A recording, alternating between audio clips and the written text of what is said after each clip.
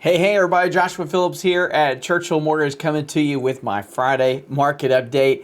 Hey, it's Valentine's Day, February 14th. I hope you have some love in your life, either with a spouse or a partner or, man, at least your mama loves you. So anyway, I've been married almost 33 years and really love my wife, Amy, who is also a loan officer at Churchill and maybe sending out this market update. So happy Valentine's Day, Amy, if you're seeing this market update. But hey, let's get right to the news of the week. Now, this was a crazy week if you're someone like me who's watching the market closely.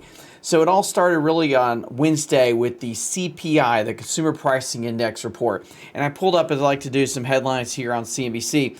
I searched in there for CPI, and things like 10-year Treasury yields shoot above 4.6% on hot CPI report.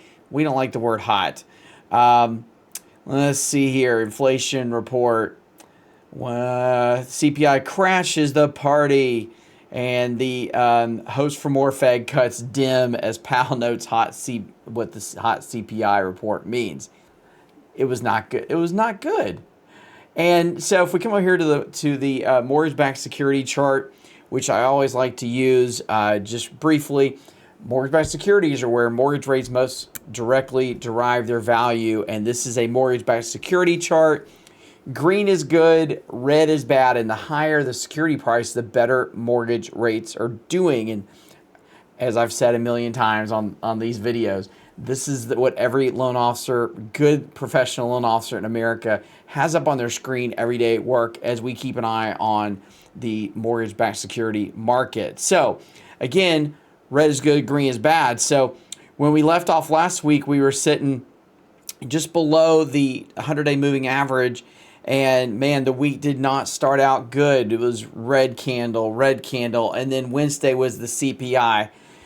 It was like being on a roller coaster going down when when your stomach's in your throat and you're like, ugh, this is bad. Reminds me of what happened here. We've had a few of these here in the last few weeks. So not good. But then, hey, Thursday we got the PPI report, and I guess it was just a little more less concerning than the CPI report. And so we saw a little bounce back. Actually, a nice bounce back. I mean, just immediately, it's like we were worse, and then the next day we were better. And then today, we've been moving a little bit better again.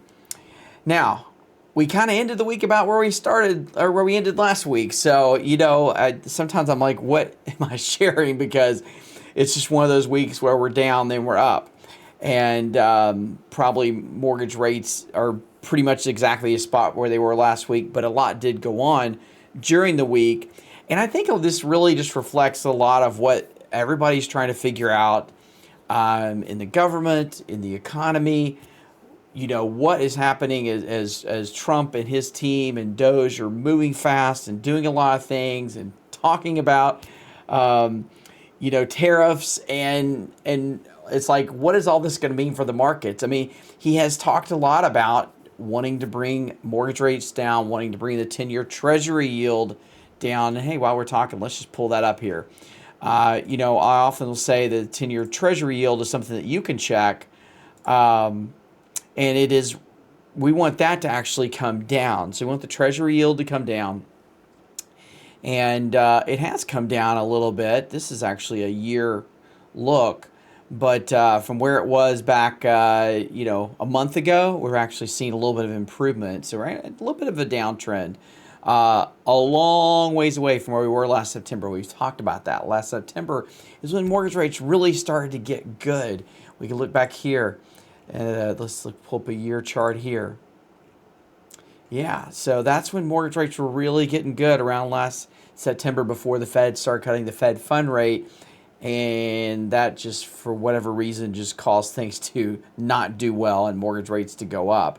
So again, if we look at the mortgage-backed security chart, we saw mortgage rates do really good last year through the spring and summer and into September. And then, man, we were on a big downtrend with mortgage rates getting higher. And back here, even a month ago, we were seeing mortgage rates again. This is reflected in the 10-year Treasury yield right here. highest level they've been in quite a while. So as we flip back and forth between these, you can see the correlation. So anyway, I'm believing that the things that are happening in the government and with Doge and with Trump, I do believe will hopefully yield some mortgage rate improvements, some reduction in the 10-year Treasury yield. It's just a matter of how much time is that going to take. I still think we're probably talking it's going to be a slow decline this year in interest rates, hopefully. And then of course, there's always unforeseen things that could happen. So, but I'm hoping we'll continue to bounce back in a positive way. If we go here back to our, let's go back here to our shorter term. Hopefully we can continue to bounce up from what we've seen the last couple of days, maybe see some better pricing than we've seen. If we got back above this level, we'd be back at the, best rates in a couple months. So I think we could be headed there, and let's hope things just keep getting better. Again, sending us out for myself and my wife, Amy, who also works for Churchill Mortgage, and we are the Phillips team here at Churchill Mortgage. Happy to help you if you'd like to have a conversation about your situation, about interest rates to be available to you. Happy to do so. Hope you have a great Valentine's Day. Take care. Bye-bye.